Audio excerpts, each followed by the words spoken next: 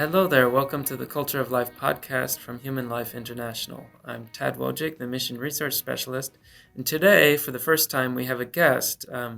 She's an employee of Human Life International based in our Miami office, Adriana Thurdekoos, and she's here today to talk with us. We've actually interviewed her before I was hosting. You can find that video on our YouTube channel. And in that video, she described her testimony about having helped counsel multiple women, many women, away from abortion. But now we're going to be talking with her about what we can learn from her experiences about what to tell a woman who might be considering an abortion. So this is a very important topic for us to learn how to kind of utilize her experience and insights and be able to further promote the culture of life in this very important and direct way, kind of training and counseling, essentially. So, Adriana, in your last interview, you described the work you had been doing to help so many women avoid abortion and choose life. Maybe you can just summarize that, what you told us in the last interview, just kind of briefly, in case some of the audience missed that first interview with you a couple months ago. Thank you, Tad, for being here, for interviewing me. I'm very pleased to be here with you. Yes, what I have been done, like the last 8 years, I have been helping women in the office. We receive calls, and there are calls from like nationwide and out of the country. And what we do is we take the call. They want sometimes to abort, and we try to convince them not to abort. We try to help them and like to counsel them, like a little counsel, because I am not like the big counsel of life. It is just the first call, the first touch, and I ask them like how old are them, how they feel, what is happening, like all around them, because they come from different situations. Sometimes they are migrants, sometimes they are too young, sometimes they have like 4 or 5 kids, and they don't want more. So it depends on the call, it depends on the day, it depends on all the situations that the woman, and also men, because we counsel men too, men also call us. And what I do is I receive the call, I try to have all the information and try to calm the person like down and try like to find the help they want. So they say, okay, I want to abort. And say, okay, you want to abort. So what is happening? What do you want? What do you expect? And I try to have all the information, and then I take just few minutes with her and ask Respect Life or Heartbeat of Miami if they can help me with an ultrasound. That is the hint. And if Respect Life or Heartbeat do like have like a really I need like an immediate ultrasound. It's not like in 1 week, not in 3 days, not in 4 days. I need like the appointment for the ultrasound must be like the first I catch. So when they give me, I decide which is the first option that I have, and I convince them to go to that place with me sometimes, most of the times, and otherwise with by themselves. But I am like around and calling them, and I do the appointment for them. So and then they find the counselor, the help, and also with the ultrasound is different. Is how they decide most of the times to have the baby, when they really see that it's not just blood cells or not about like a a baby that comes with illness or with difficulties of life, because or with sickness or whatever, they have told them to, and then they decide to have the abortion or not. But Mm. we are the first call, we are the first touch with the pro-life uh, movement, but we do not say that we are pro-life in that moment. Mm. What we have is all the information, and then we explain to them the importance of life. Mm. And so, how does that go about? Because I imagine these women or men, as you said, are usually feeling a lot of confusion and a lot of emotions. And so, you said the first thing you do is calm them down. But then, when you get to the stage of explaining, maybe after the ultrasound, explaining why choosing life is so important, how does that? How do you go about that? Okay, by first, in the first call, I have to tell them everything. Mm. It is not like I don't tell them about life, but it's not the Mm. first moment. When I have all the Right. information, the first thing that I tell a lady or a man is to be careful with their lives, with their health, Mm. that what they expect in few years to have. Mm. If they do an abortion, they have risks. They have very important risks that they have to really take care. And Mm. I try to tell them, okay, do not think about the baby that you're having. It's a baby. It's not whatever the pregnancy. No, no, no. It's a baby.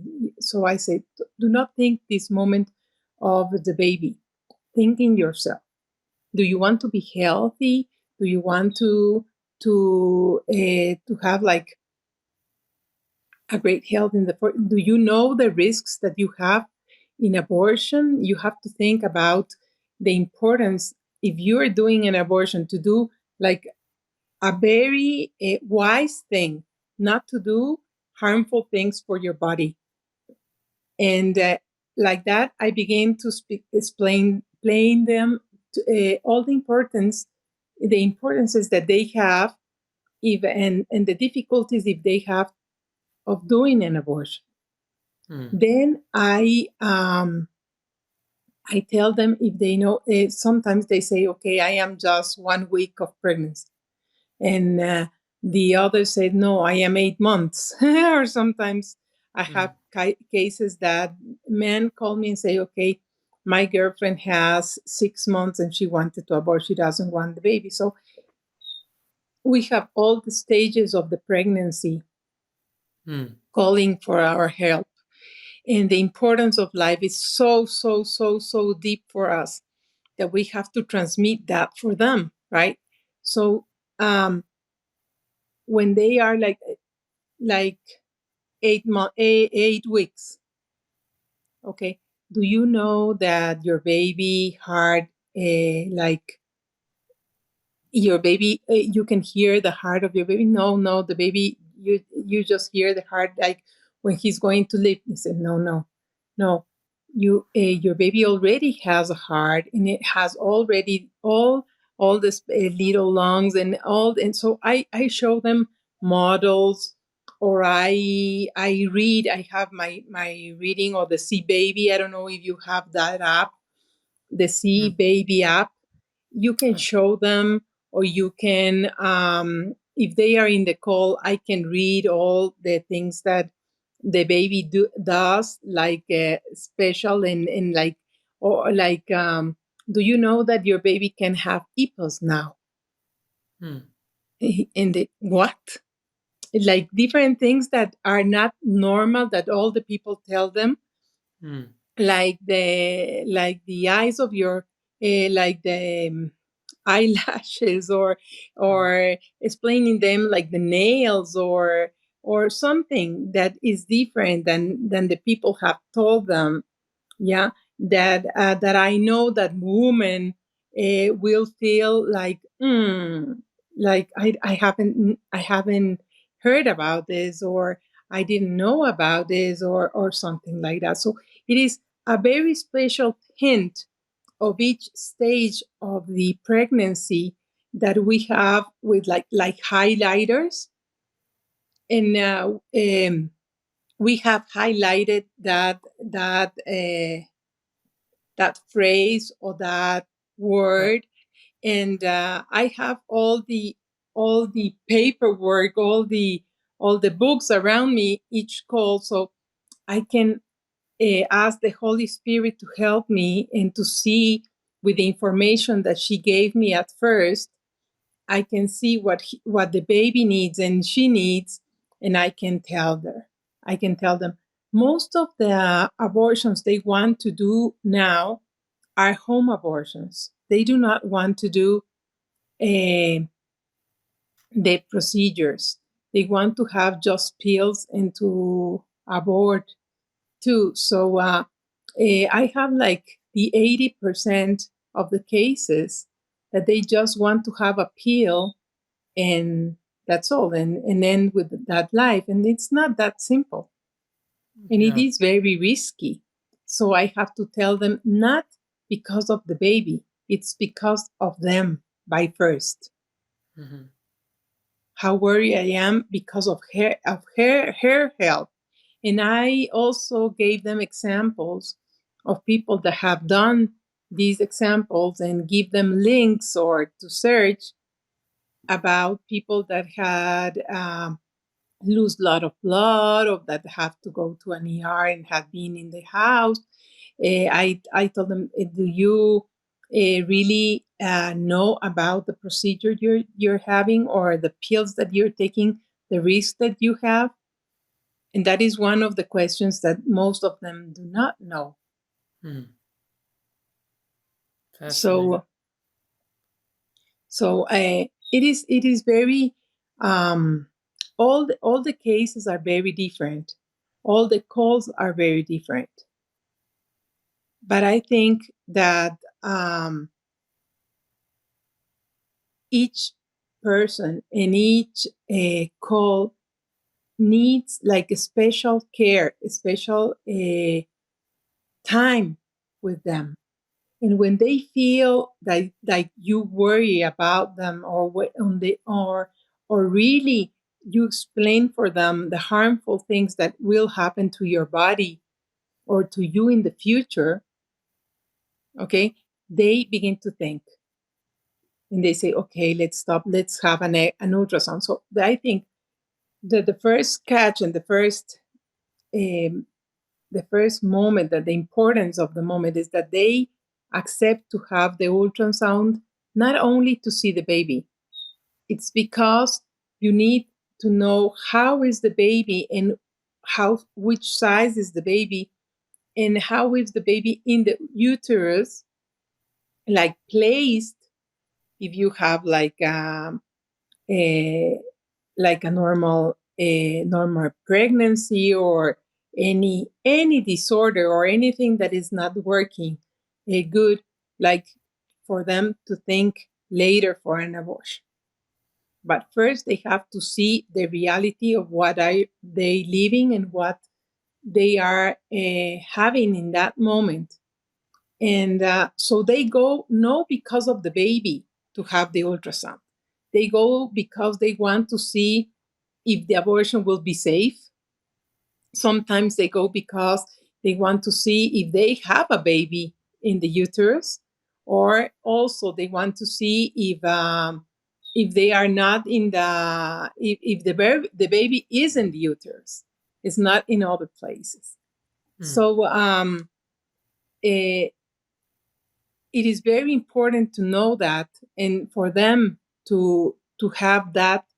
It is like a card, like a safe card for them to know that they are doing the best thing for them, not for the baby, first for them. So that's why they accept. I see. Do you And understand me? I don't know if I explain it. no, it makes perfect sense, I think. And because I guess it's a strategic sort of way to approach it, kind of to convince her that, or to make her understand that abortion is not, there it's very risky. That's it. especially whether it's a home abortion with pills or a surgical abortion. It's always an invasive and difficult, Harmful. harmful procedure, not Hmm. just for the baby, but also for her. For Um, her future, for her right. future, for her life. So I told them sometimes sometimes they say, okay, I have been doing this abortion thing like 5 times, and Mm, I'm going to do it again, but I don't want it surgical. I want it with just with pills.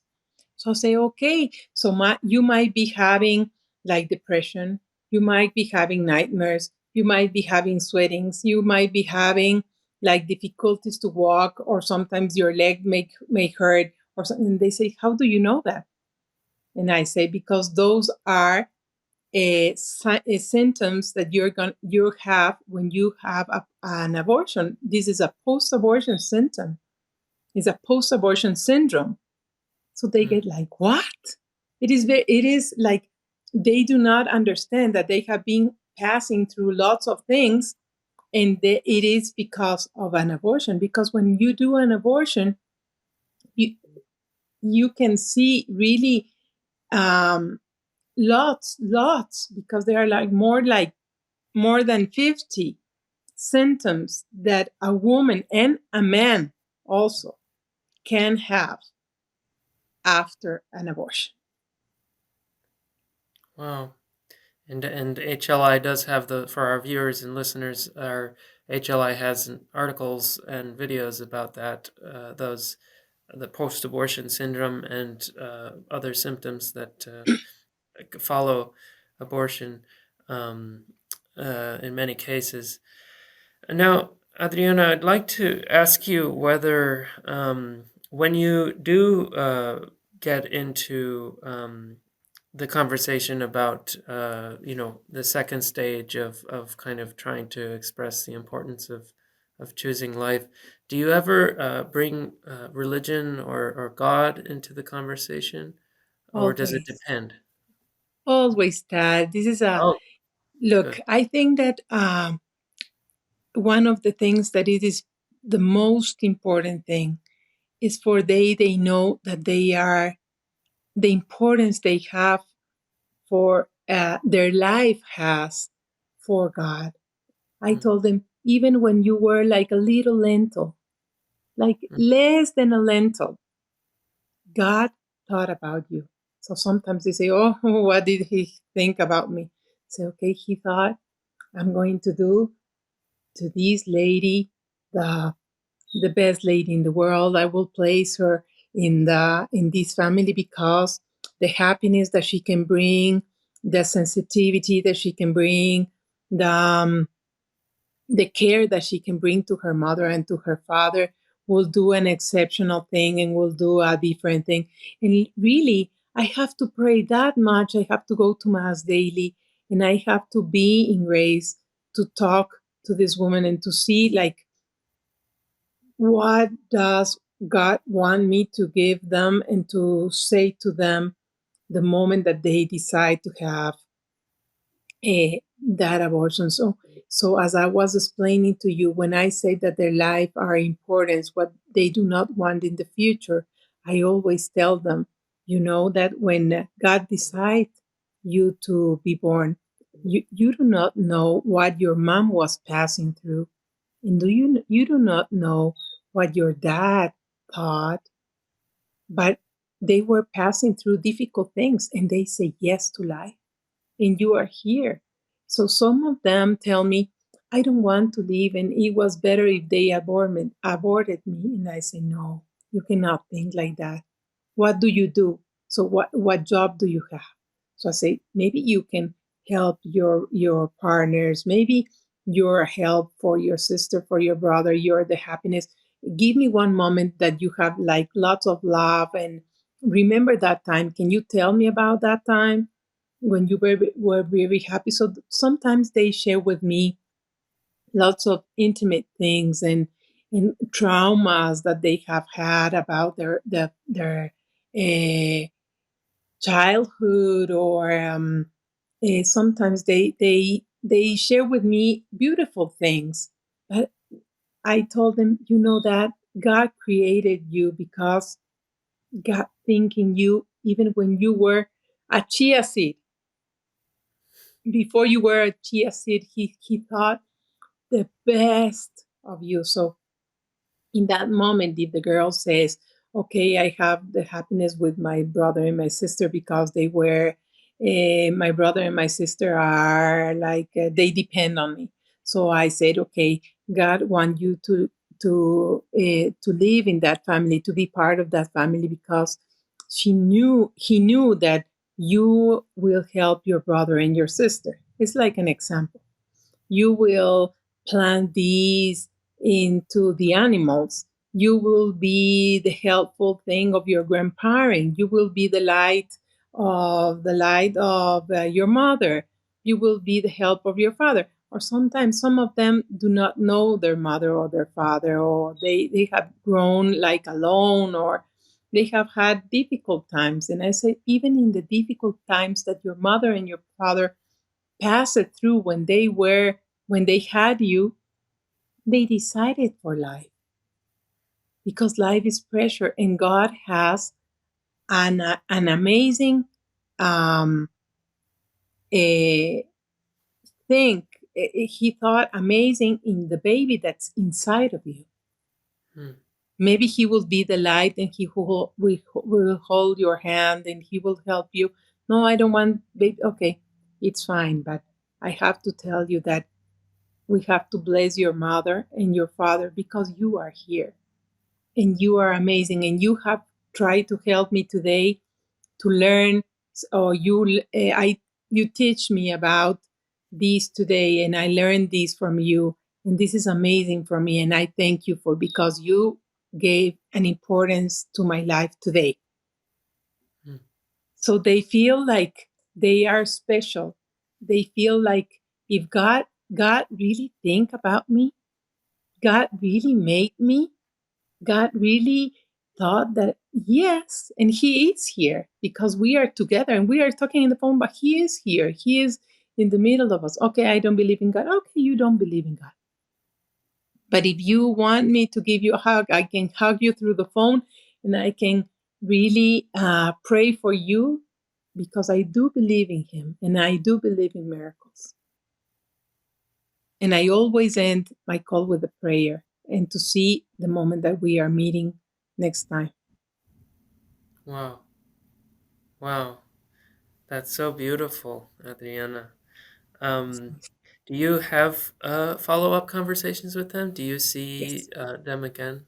Wow. yes, yes. The next thing is that I am sure that they go to the ultrasound appointment.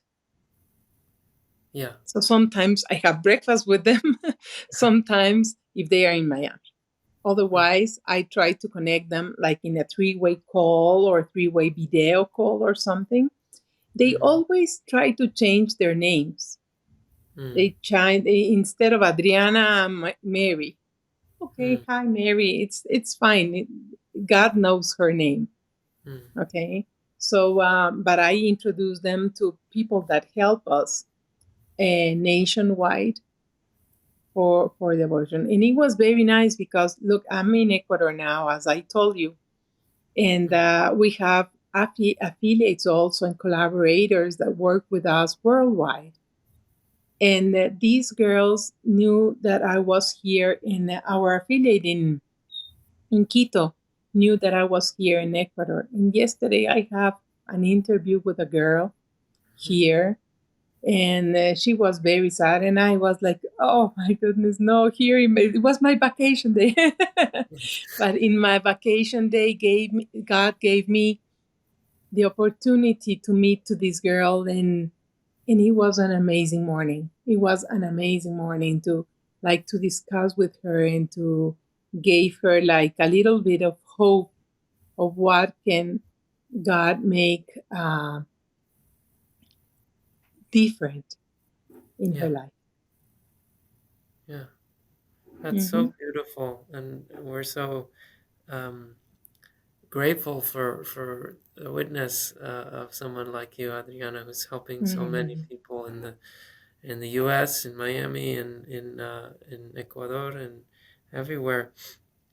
What advice would you have for people who are considering joining this type of counseling, pro-lifers who want to get more involved? Maybe some of our viewers and listeners, if you have any advice for them, how they can get started. That I think that we all are counselor. We all of us, the Mm, people that can hear us, the people on the streets, all of us, we are like advisors of life. mm, I think that in any circumstances, sometimes in church, sometimes in a game, sometimes in the movie, sometimes in a date, sometimes wherever, sometimes you have a friend, a relative, just a person that you know that he wanted to abort or he's struggling with her or with his time. mm, Just first, being grace, go to mass, being confessed, um, taking the Holy Eucharist for me is like the it is like the breath of what you say. mm, Because if you're in grace and if you can speak with others, God will use you the moment that He wants. It's not when you want. It's when God knows and with the people that you know. And sometimes when you smile and when you just hear to the other people, just hear. Sometimes they just begin to talk and you are so busy. They say, no, I have to run, I have to. Okay, so they don't tell anything. But mm, sometimes if you listen and if you sit a minute with the person that needs, and that you're talking with a friend, right? And he needs to talk with something, is with for something, for like little, like I don't know what to cook today. You say, oh, what do you like to cook or something? And then they said, okay, I'm passing through a great big situation and I'm having this.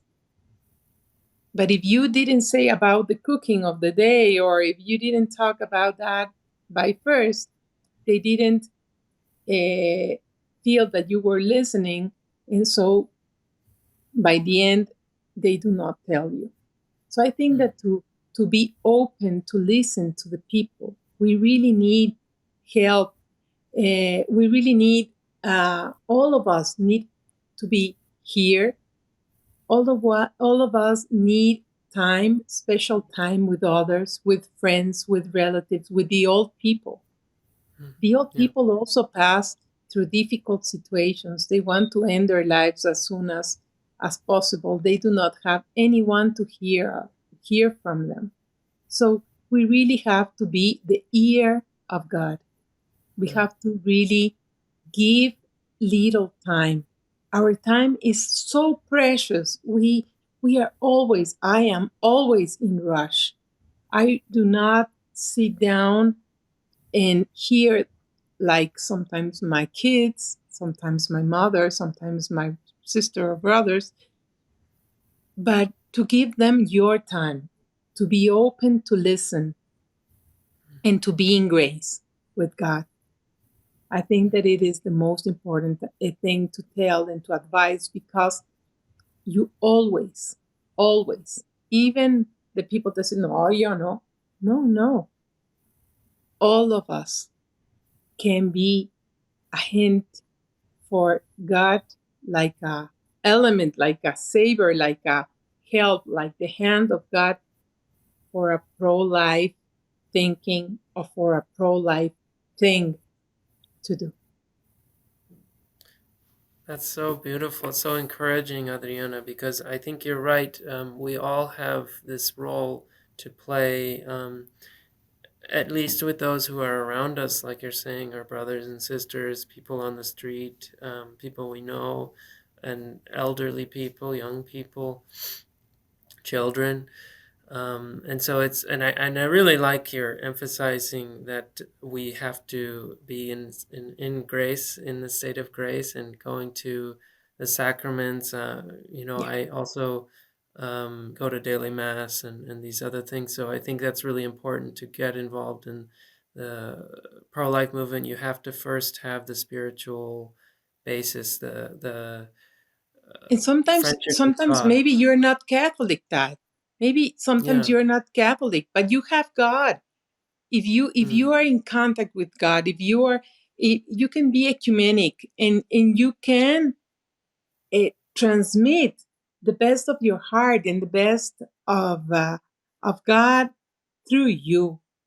It's mm, the only the time, the dedication, the purity of not speaking because you know everything and you do. No, it's just asking the Holy Spirit to act through you. Each yeah. time that I have a call, I do not say, okay, I know if no, because each case is so different than others. Mm, yeah. And I So think that's, yeah. it is the best important thing to like to be open, but like, Holy Spirit, please help me with this.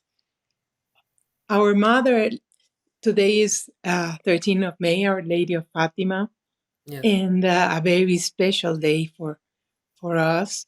And ask her like to to give us her hand and to guide us through the path that she wants us to be in, so we can be near Jesus. Mm, And yeah. Our Lady is like, sometimes I say Ave Maria, Ave Maria, Ave Maria, and then receive the call. Mm, Sometimes I really ask all the time to be with the Holy Spirit, or I don't know how do you say in English, but they are difficult, like phrases that you say each time, like through the day, like mm. eh, Jesus, I trust in you, Oh, like yeah.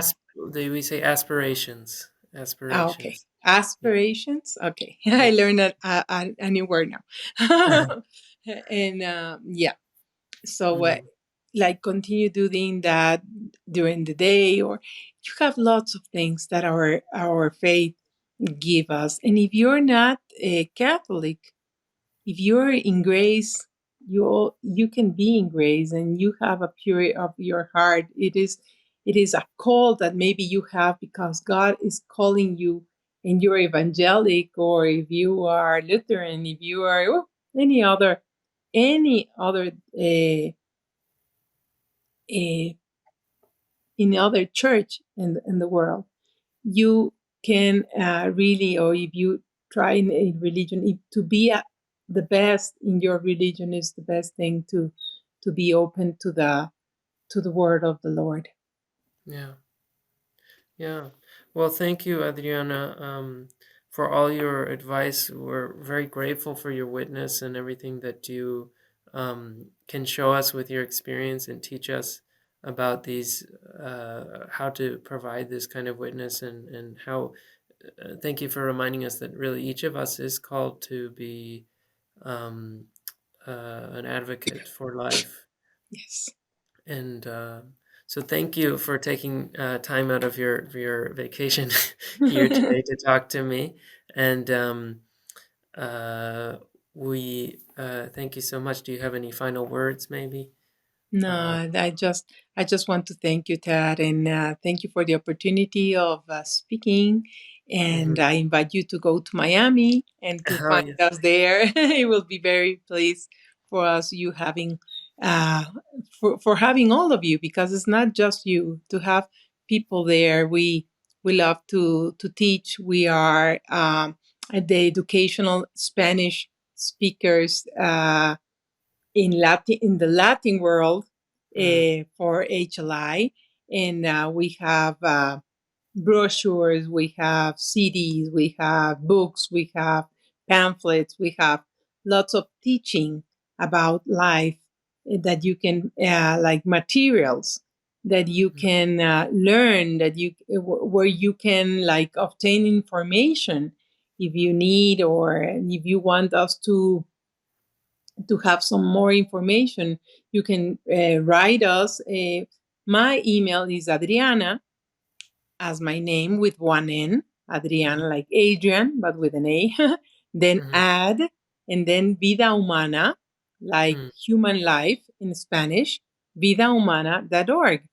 Or our offices in Miami are in Flagler and 71st Avenue. We are there all days, and we mm, can help, and we can pray, and we can teach, and we can share with you information, and we can learn from you like a lot of things too. yeah.